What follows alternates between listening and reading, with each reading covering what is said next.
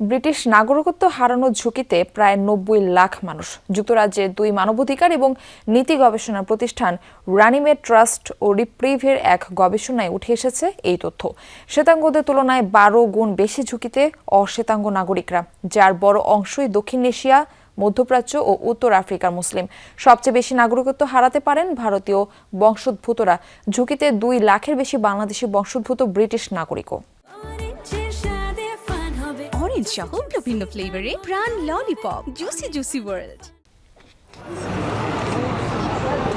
৭ কোটি জনসংখ্যার যুক্তরাজ্যে ৯০ লাখ মানুষই রয়েছে নাগরিকত্ব হারানোর ঝুঁকিতে, অর্থাৎ নিজের ব্রিটিশ পরিচয় হারাতে পারেন দেশটির মোট জনসংখ্যার ১৩% নাগরিক। যুক্তরাজ্যের ২ মানবাধিকার ও নীতি গবেষণা প্রতিষ্ঠান রানিমেড ট্রাস্ট ও রিপ্রিভের এক প্রতিবেদনে উঠে এসেছে এই তথ্য। ব্রিটিশ আইন অনুযায়ী সরকার যদি মনে করে কোনো ব্যক্তি অন্য দেশের নাগরিক হওয়ার যোগ্য, তবে স্বরাষ্ট্র মন্ত্রণালয় চাইলে তার নাগরিকত্ব বাতিল করতে পারে। এমনকি সেই ব্যক্তি ওই দেশে কখনো না গেলেও পড়তে পারেন এই সিদ্ধান্তের আওতায়। বিতর্কিত এই আইনের অপব্যবহার নিয়ে ব্রিটিশ সরকারের বিরুদ্ধে রয়েছে নানা অভিযোগ। গবেষণা প্রতিষ্ঠান দুটির প্রতিবেদন বলছে, বৈষম্যের শিকার মূলত অশ্বেতাঙ্গরা। শ্বেতাঙ্গদের তুলনায় তারা রয়েছেন ১২ গুণ বেশি নাগরিকত্ব হারানোর ঝুঁকিতে। আদমশুমারির তথ্য, বার্ষিক জনসংখ্যা জরিপ ও স্বরাষ্ট্র মন্ত্রণালয়ের তথ্যের উপর ভিত্তি করে তৈরি করা হয়েছে এই প্রতিবেদন।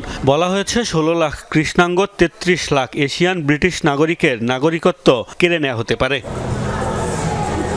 একই ঝুঁকিতে থাকা শ্বেতাঙ্গ নাগরিকের সংখ্যা ২৪ লাখ হলেও তা মোট জনগোষ্ঠীর মাত্র ৫ ভাগ। নিজের ব্রিটিশ পরিচয় হারানোর ঝুঁকিতে থাকাদের মধ্যে বড় অংশই মুসলিম, যারা মূলত দক্ষিণ এশিয়া, মধ্যপ্রাচ্য ও উত্তর আফ্রিকান বংশোদ্ভূত।